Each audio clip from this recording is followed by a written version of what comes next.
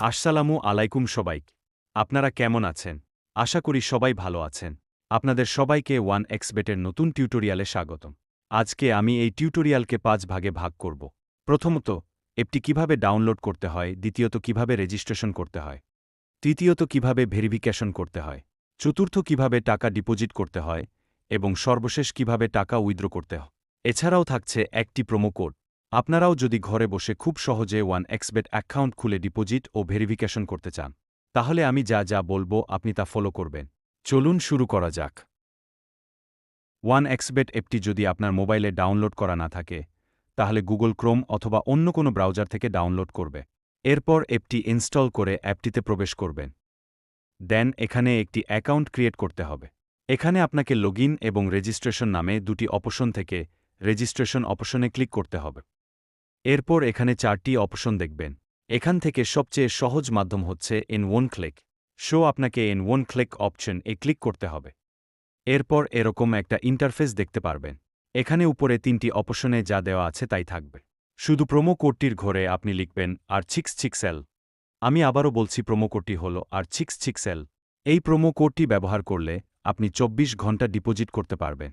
প্রতি সপ্তাহে বা মাসে 100% বোনাস পাবেন। তাই প্রোমো কোডটি এখানে সঠিকভাবে দিবেন।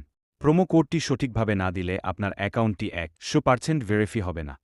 তারপর নিচের ঘরগুলোতে টিক দিয়ে সবুজ বাটনে ক্লিক করবেন। তারপর আপনার সামনে যদি এরকম রোবট ভেরিফিকেশন আসে, তাহলে তা সফলভাবে পূরণ করবে। তারপর কিছুক্ষণ অপেক্ষা করলে দেখতে পারবেন ইউজার আইডি এবং পাসওয়ার্ড দিয়ে দিয়েছে।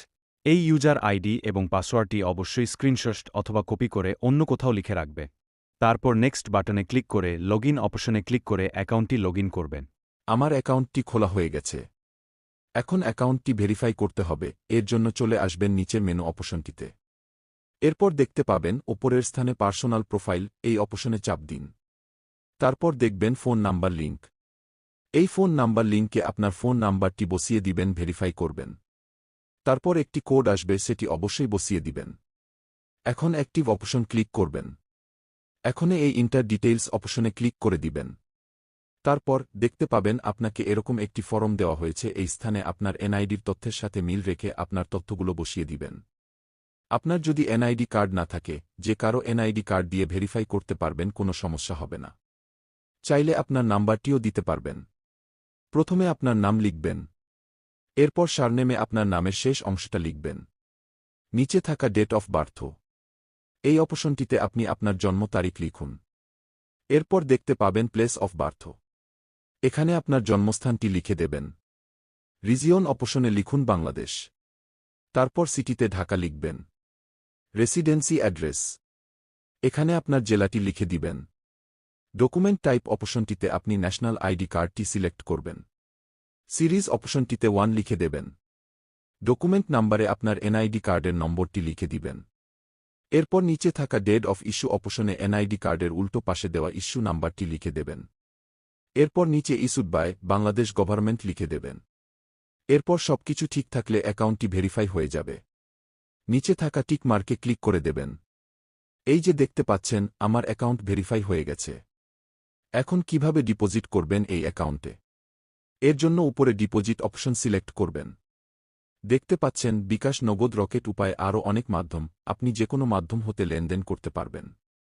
আমি নগদ সিলেক্ট করে দিলাম। এখানে দেখতে পাবেন নগদ ওয়ালেট নাম্বার দেয়া আছে। এখান থেকে নাম্বারটি কপি করে নিবেন।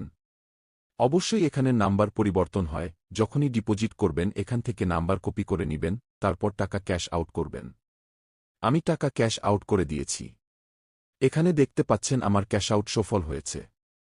এই জায়গায় আমাকে একটি ট্রানজ্যাকশন নাম্বার দিয়েছে।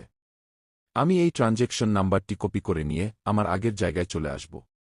কপি করা ট্রানজ্যাকশন নাম্বারটি বসিয়ে দিব। এখানে আমি যে নাম্বার থেকে টাকাটি পাঠিয়েছি সে নাম্বারটি এখানে দিয়ে দিব। তারপর কত টাকা ক্যাশ আউট করেছি তা লিখে দিব।